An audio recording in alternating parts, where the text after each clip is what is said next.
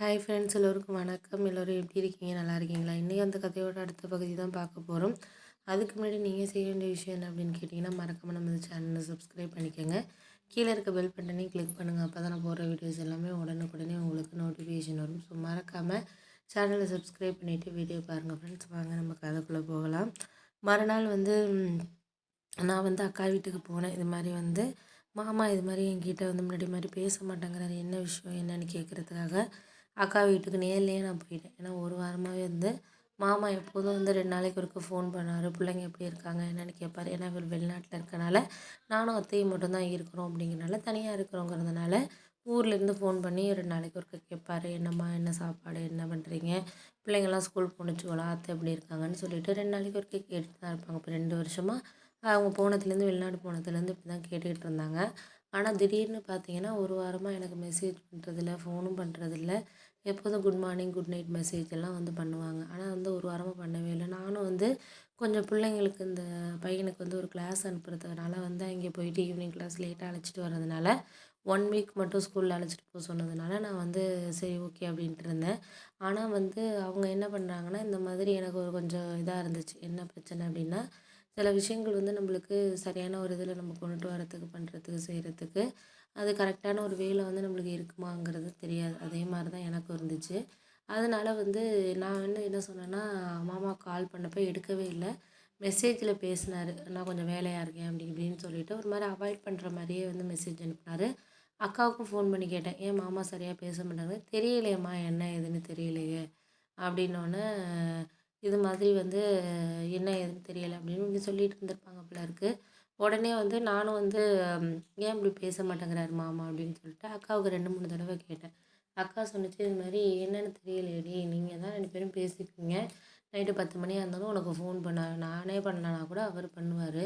ஆனால் ஏன் இன்றைக்கி பேச மாட்டேங்கிறாருன்னு தெரியல. நானும் கேட்டு பார்த்தேன். இல்லை இல்லை, ஒன்றும் இல்லை ஒன்றும் இல்லைன்னு சொல்கிறாங்களே அப்படின்னோடனே, சரி ஓகே அப்படின்னு சொல்லிட்டு நான் ஒரு 2 நாள் 3 நாள் பார்த்தேன். அதுக்கப்புறம் எங்கள் அத்தைகிட்ட அவங்க பொண்ணு வீட்டுக்கு அத்தை போனாங்க. சரின்னு சொல்லிட்டு நானும் அம்மா வீட்டுக்கு போகிறேன். அம்மா வீட்டுக்குலேருந்து ஒரு 10 நிமிஷம் தான் அக்கா இருக்கிற வீடு. ஏன்னா சொந்த அத்தை பையனுக்கே கல்யாணம் பண்ணி கொடுத்ததுனால மாமா கொஞ்சம் பாசமாக இருப்பார் என் மேலே. ஏன்னா அத்தை பொண்ணு அப்படிங்கிறதுனால ஒரு பாசமாக இருப்பார். ரொம்ப நல்ல ஒரு கேரிங்கான ஆள் அப்படின்னு சொல்லலாம்.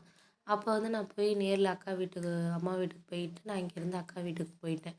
போனோடனே அக்காவா என்ன சொல்லவே இல்லை, ஃபோன் பண்ணவும் இல்லை. என்ன திடீர்னு நிற்கிறியே, என்ன விஷயம் அப்படின்னு கேட்டாங்க. இல்லைக்கா, கொஞ்சம் விஷயமா வந்தேன். ஒரு வாரம் லீவில் தான் வந்திருக்கிறேன் அப்படின்னோடனே, பிள்ளைங்களுக்கெல்லாம் அம்மா ஸ்கூல் லீவுன்னு இது பண்ணிட்டேன், எப்போதும் வரமாட்டேன், இந்த தடவை என்ன வந்துடு அப்படின்னோடனே, இல்லைக்கா கொஞ்சம் காரணமாக தான் வந்திருக்கேன் அப்படின்னோடனே, மாமா எங்கே அப்படின்ட்டு, மாமா பக்கத்தில் வயலுக்கு போயிருக்காரு அப்படின்னோடனே, எங்கே நம்ம பக்கத்தில் இருக்கிறது பின்னாடி இருக்கிற வயலுக்கா அப்படின்னோடனே, சரி நான் போய் பார்க்குறேன், அவர்கிட்ட கொஞ்சம் பேசணும் அப்படின்ட்டு நான் போனோடனே, சரி சரி நீ பார்த்து போ அப்படின்னு சொல்லிட்டு அக்கா டீ போடுறேன் குடிச்சிட்டு போணுச்சு. இல்லைக்கா நான் வந்துடுறேன், வந்துட்டு மாமாவுக்கும் நானும் டீ சாப்பிடணும் அப்படின்னு சொல்லிட்டு நாங்கள் போனோம். போனதுக்கப்புறம் மாமா இங்கே தண்ணியெல்லாம் வேறு இதுக்கு எல்லாத்தையும் மாற்றி விட்டுட்டு இருந்தார். நான் போனோடனே அவருக்கு என்ன சொல்கிறது, என்ன பேசுனது தெரியல. என்னை பார்த்தோன்னே தலையை கீழே குமிச்சிட்டாரு. உடனே என்னம்மாம்மா, என்னை பார்த்துட்டு பேச்சே வரல, என்ன விஷயம் அப்படின்னோடனே, இல்லைம்மா எப்போ என்னன்னு சொல்லிட்டு கேட்டார். அதெல்லாம் இருக்கட்டும், நான் வந்ததை விடுங்க.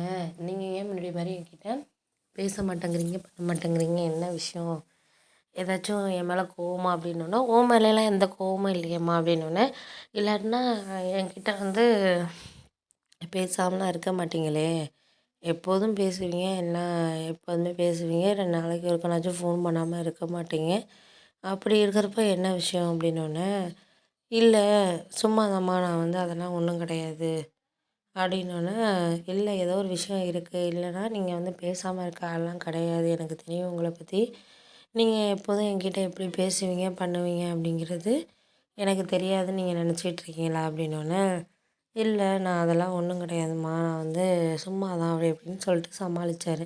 நான் உடனே எதாக இருந்தாலும் நீங்கள் சொல்லுங்கள் என்கிட்ட அப்படின்னோடனே, அப்புறம் தான் அவர் நடந்த விஷயத்த சொன்னார். நான் உனக்கு எப்போதும் வயலுக்கெல்லாம் போயிட்டு நைட்டு ஒரு 9 மணி போல் தானம்மா பேசுவேன், அப்போ உங்கள் மாமியார்கிட்ட சொல்லுவேன், அது மாதிரி மாமா அடித்தார் அப்படி இப்படின்னு சொல்லுவோம் போல இருக்குது. அதுக்கு உடனே அவங்க ஏதோ தப்பாக நினச்சிக்கிட்டு உங்கள் வீட்டுக்கார்ட்ட, அதாவது மச்சான்ட்ட அது மாதிரி சொல்லி விட்ருக்காரு அப்படின்னு சொல்லிட்டு சகலைட்ட சொல்லியிருக்காரு அப்படின்னு சொல்லிட்டு சொன்னோன்னே தான் எனக்கு தெரியும், இது மாதிரி ஏதோ ஒரு விஷயம் சொல்லியிருக்காங்க, அதனால தான் மாமா வந்து எதுவும் பேசலை அப்படிங்கிற மாதிரி. எனக்கு அதுக்கப்புறம் தான் வந்து இதனால தான் அவர் என்கிட்ட பேசாமல் அவாய்ட் பண்ணுறாரு.